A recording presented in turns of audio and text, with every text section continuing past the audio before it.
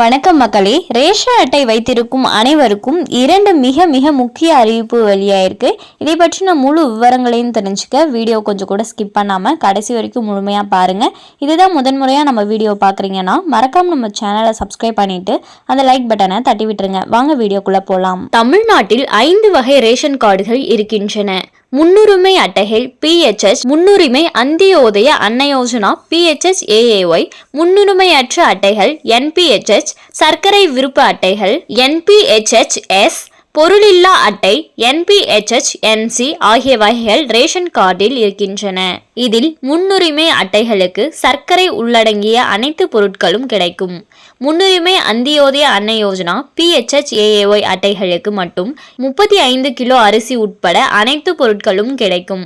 முன்னுரிமையற்ற அட்டைகள் அதாவது NPHS அரிசி உட்பட அனைத்து பொருட்களும், சர்க்கரை விருப்பு அட்டை NPHS அரிசியை தவிர அனைத்து பொருட்களும், பொருளில்லா அட்டை NPHS-NC எந்த பொருளும் கிடைக்காது. இதில் அந்தியோதய அன்ன யோஜனா PHS AAY அட்டைகள் யாருக்கு கிடைக்கும் என்றால் விதவைகள், நோய்வாய்ப்பட்ட நபர்கள், ஊனமுற்ற நபர்கள், 60 வயது மற்றும் அதற்கு மேற்பட்ட நபர்கள், குடும்பம் அல்லது சமூக ஆதரவு அல்லது உறுதியான வாழ்வாதார வழிமுறைகள் இல்லாதவர்கள், அனைத்து பழமையான பழங்குடி குடும்பங்கள், HIV பாதித்தவர்கள், தொழுநோய் பாதிக்கப்பட்ட நபர்கள், நகர்ப்புற வீடற்றவர்கள் ஆகியோர் பெறுவார்கள். இவர்கள் அந்தியோதயா அன்ன யோஜனா குடும்ப அட்டைகள் பெற்று ரேஷன் அட்டை மூலம் 35 கிலோ அரிசி பெற தகுதியானவர்கள்.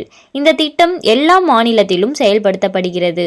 1 கிலோவுக்கு 3 ரூபாய் குறைந்தபட்ச செலவாக மத்திய அரசு நிர்ணயித்த போதிலும் தமிழ்நாட்டில் அந்த அரிசி இலவசமாக கொடுக்கப்படுகிறது.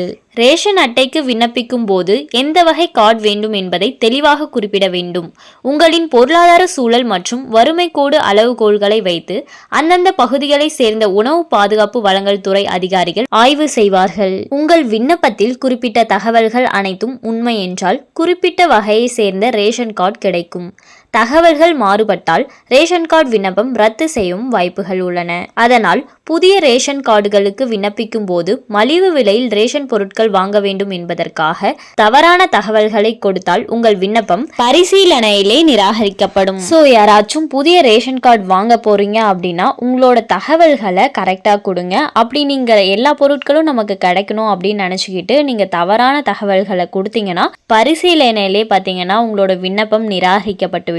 ஸோ யாரும் தவறான தகவல்களை கொடுத்து ரேஷன் கார்டு வாங்காதீங்க. ஸோ இந்த வீடியோவில் எத்தனை வகையான ரேஷன் கார்டுகள் இருக்குது, அந்த ரேஷன் கார்டுகளுக்கு என்னென்ன நலத்திட்டங்கள் கிடைக்கும் அப்படிங்கிற முழு விவரங்களையும் பார்த்தோம். மேலும் இது போன்ற அரசாங்கம் சார்ந்த அனைத்து அப்டேட்களையும் உடனுக்குடனே தெரிஞ்சுக்கணும்னு நினச்சிங்கன்னா மறக்காம நம்ம சேனலை சப்ஸ்கிரைப் பண்ணி பக்கத்தில் இருக்க பெல் ஐக்கானை கிளிக் பண்ணி அதில் ஆளுங்கிற ஆப்ஷனை செட் பண்ணி வச்சுக்கோங்க. அப்போ தான் நம்ம அப்லோட் பண்ணுற வீடியோ உடனுக்குடனே உங்களுக்கு நோட்டிஃபிகேஷனாக சேரும். அது மட்டும் இல்லாமல் அந்த லைக் பட்டனை தட்டி விட்டுருங்க. தேங்க்ஸ் ஃபார் வாட்சிங்.